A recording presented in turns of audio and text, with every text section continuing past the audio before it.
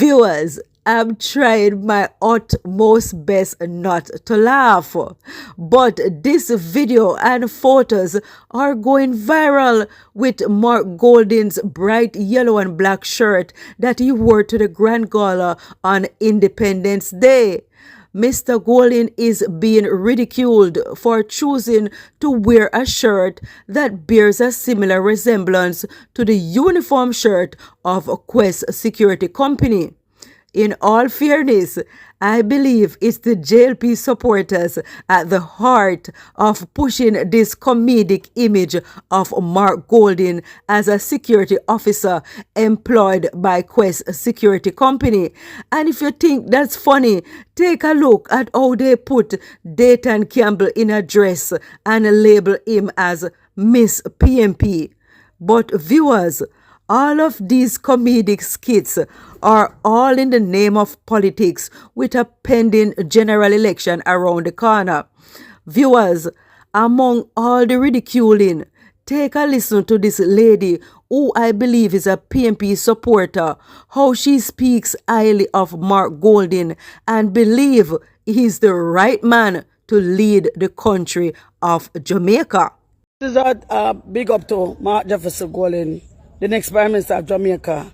You listen to the voice of the people, and we respect you, and we love you, and this is a man we want to run the country, a man with integrity, a man with love and respect and care about him people. You see what you do, Marky G? You don't know what you don't know, you get a next tick pan, tick pan, tick. You gone sky, you never ever lose back a next election in Jamaica. For this what you do, when your sister Andrew wants to try to beat up your people, the man where you love with, you decide to keep that meeting, you postpone it. We love you for that, Mark Jefferson Golding. We send our heads high to you. The family of TikTok, Master and TikTok, and the TikTok family who are black, the PMP them love you for this, and the Jamaican people them rate you 100% more. You don't know the respect what you get from our boss. We know say you really love we, you genuine love, and power hungry, and you not look for hype and fame. You do it genuine from your heart. And we love you for that, my boss. Love and respect everything. Wagwan, my viewers, how are you all doing on today, Friday, August 8th? Hope all is well with you and you have had a productive and blessed week and looking forward for the weekend. This is Mockery channel, and as always, please give this video a like and subscribe to the channel if you haven't done so, and feel free to express your freedom of speech in the comment section down below. Viewers, I hear Lisa Hanna speaking about the time when her reign as Miss World in 1993 ended in 1994, and she had to place the crown on Miss India's head for her to reign for the year 1994. She said she knew she was no longer in the spotlight, and I believe the general takeaway from what she was saying is that we should learn to let go of titles and crowns. And in my mind, as I listen to her, Beenie Man comes to mind, and I'm wondering if Beenie Man still see himself as the reigning king of dancehall after all these years. Viewers, take a listen to Lisa Hanna and tell me if Beenie Man doesn't come to your mind. When I took the Miss World crown off my head and placed it on the head of Miss India that night back in 1994, my reign had ended in an instant. The cameras rolled, the music swelled, and the credits began to fade. And then quietly but decisively, what you didn't see was that there was a red rope pulled across the stage. She stood in front of it, and I actually stood behind it. And just like that, I was ushered off the stage. And in that moment, yeah, I could have crumbled, because after a year of representing the world, I was no longer in the spotlight. It was no longer mine. But I didn't fall apart because I knew something vital. It was never the crown that defined me. It was the experience and what I was going to use from that experience to go forward. Because I refused to live in a year that had already passed. I was secure in who I was, crown or no crown. And that same kind of inner clarity guided me throughout my life.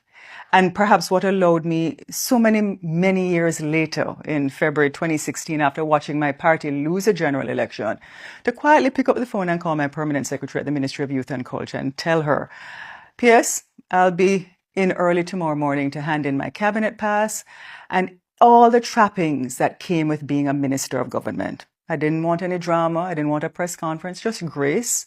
And when she said, Minister, you don't have to come in tomorrow morning, I said, no, I must, because it's a transition. Fresh And when I drop. thanked the staff, they said to me, and she said to me, Minister, would you like a team to escort you out? I thanked her and I said, no, I'm fine. Because titles are fleeting. And whatever you don't fully own or whatever you're not in control of is always temporary. You may be basking in the glow of a job title now or a political appointment. You may be basking in a moment of fame or prestige, but it can all be taken away because it was never truly yours. You see, real independence doesn't come from holding a title.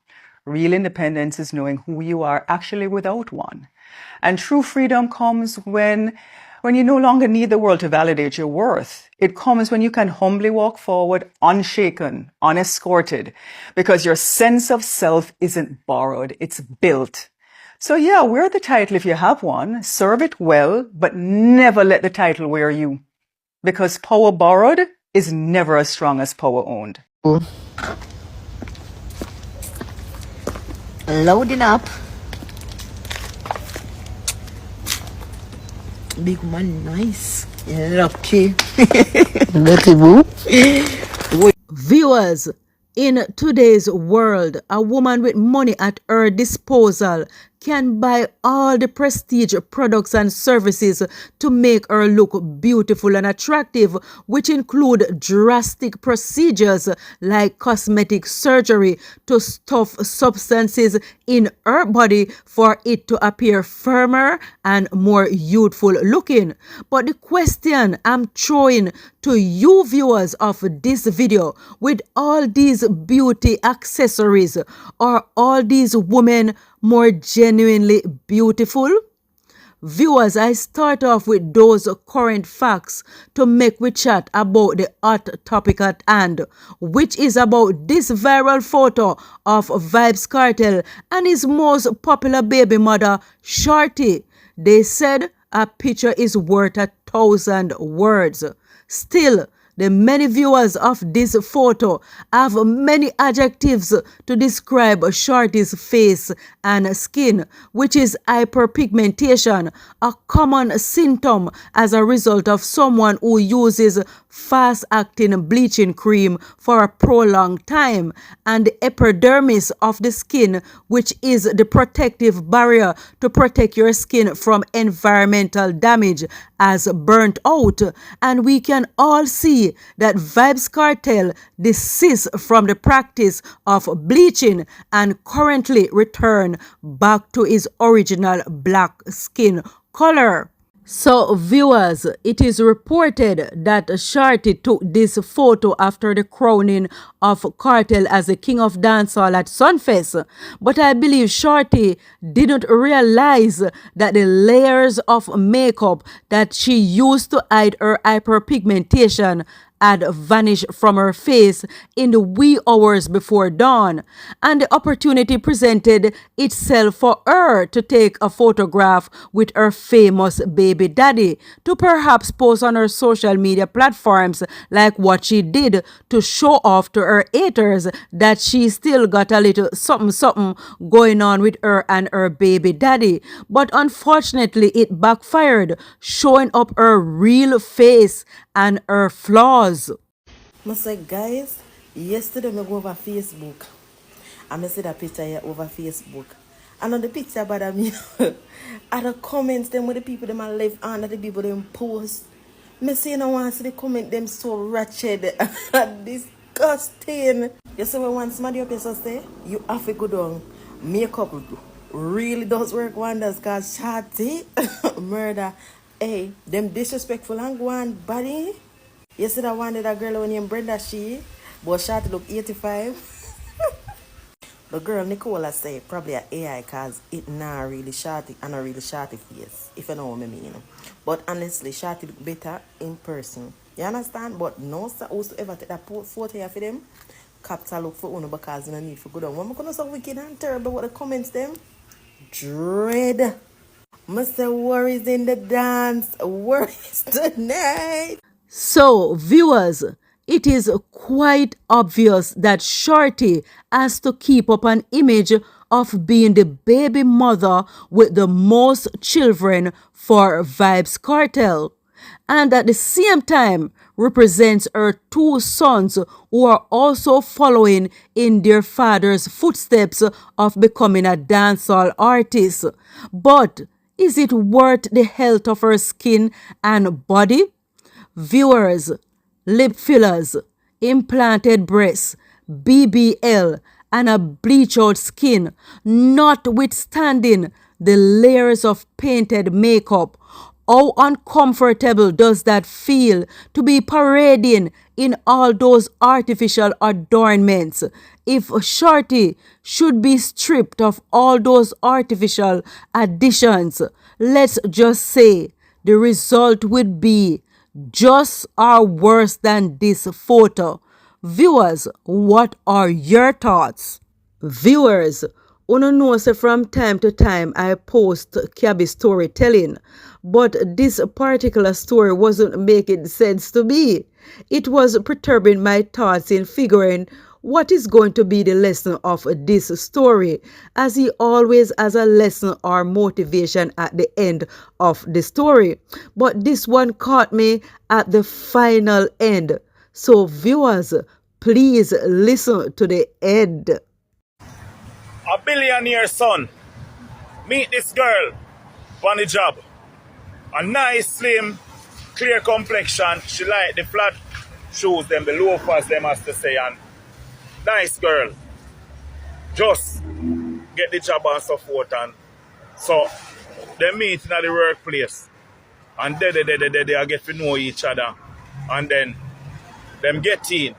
Him no make sure know say him father a billionaire where him not have to move out and go look no work or them something, but him choose to work because him like to have him own money, but differently him live in father place because they on a big estate. But him not make sure know all of that. But as time go on, him get in and they married. So she did operate normal, nah show no sign of no surprise or nothing, and them go out couple times and so forth, and it's like him and her reach a place where them decide to go at a resort. Them go at a resort and then comes a boom and pack them bag and head out in the vehicle, and the chauffeur drive them out, and them stop at one stoplight and them see a car crash and she elaborate on it and them talk about it and people will take time drive and so on. So as them continue upon the journey, them reach the destination. It's a 7-star hotel, all inclusive. But while them was going in, there was a madman at the gate picking the flowers that hang off the beautiful tree that is at the gate of the hotel, a nice rose. You know them botanical rose there, it's just exceptional. Those type of rose. So the madman a pick it and the girl a come in, and the girl, him stretch the rose to the girl, because him come out of the car park and walk a come in and he stretch the rose to the girl. And the girl say, thank you. And you say, hon, really? A madman? A madman? And when I give you a rose that, you just look and say, ha. And as if it's nothing, rose that costs 15,000, you look at it as nothing, and a madman picks something from a public plant where anybody can pick, and you say, thank you? Gosh, darling, I think I need to do something different. She said, no, darling, you're okay, but there's something I would like you to know. And them there and when him go inside and have a drink before him book the room, and he come back out and him and have a talk and him and laugh, and the madman look at him and say, boy, I'm going to lick you down, you know. I'm a girl there with you, yacht. They're going to kill you in a yacht. You know from when me and her come from beauty salon? Eh? You know from when me and her go immaculate high school?